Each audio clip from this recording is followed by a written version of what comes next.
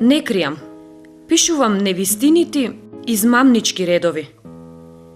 Постапката се повторува од текст во текст. Но понекогаш може да се најде на стихови со загрижувачка доза на вистина. Неодамна, барајки сосем други текстови, меѓу ретките ракописи, ги најдов и следните зборови. Најзначајните градови се оние кои се веќе закопани.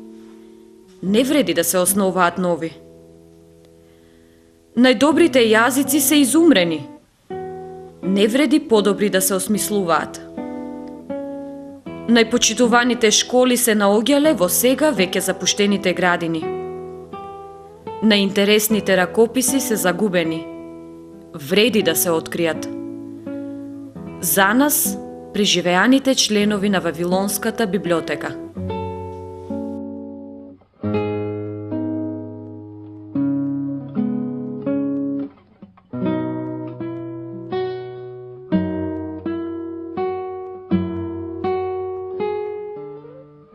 Понекогаш со саати почнувам да го отстранувам секој говор.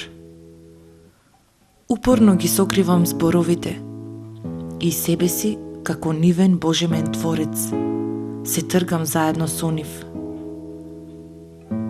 Своите чувства, искуства и заемните доживувања едноставно не ги искажувам, молчам. После таа појава се случува на миг да не можам да го различам браманскиот начин на живот од тишината во градската читална. Тоа сигурно е последица на мојот фетишизиран однос кон книгите. И секоја тишина ќе да е така, располага со различни значења. Од каква утека е тогаш моето восхитување со мистиците? Велат дека сите приказни се раскажани. Но што ако секоја тишина е строшена? Ако веќе нема што да се премолчи?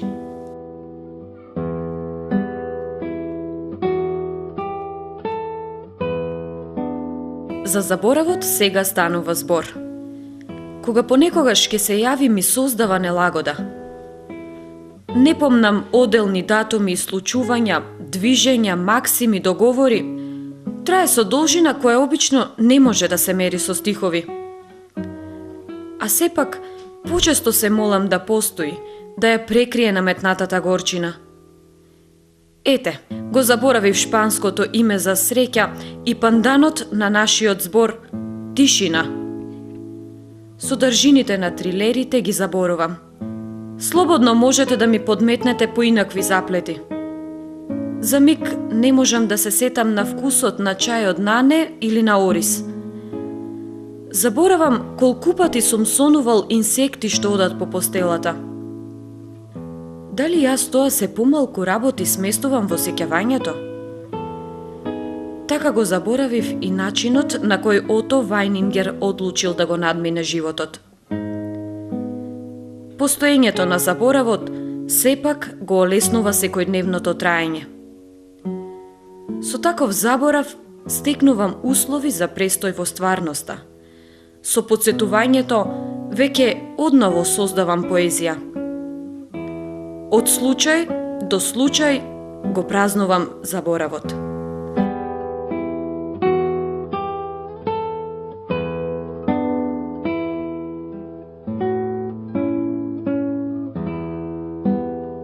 Да се нема поим за утрешнина. Да се биде неупатен во историски факти, а пак да се знае колку црногорци загинале во Балканските војни. Да се цитира малку познат хиспаноамерикански писател. Да се разговара со поранешен криминалец за измами и за историја на уметност. Да се даде гол на беззначаен надпревар на игралиште на јужната периферија. Да се остане сам дома во време на големи градски маскенбали. Да се живее во провинција, оттаму да се преживува светската болка. Да се види раскошот на православните манастири. Несебично да им се понудат на другите изворите на личниот патос. Да се има некој покрај себе. Сето тоа, како и количникот на останатите важни и неважни нешта, веројатно не е ни приближно доволно за спасение.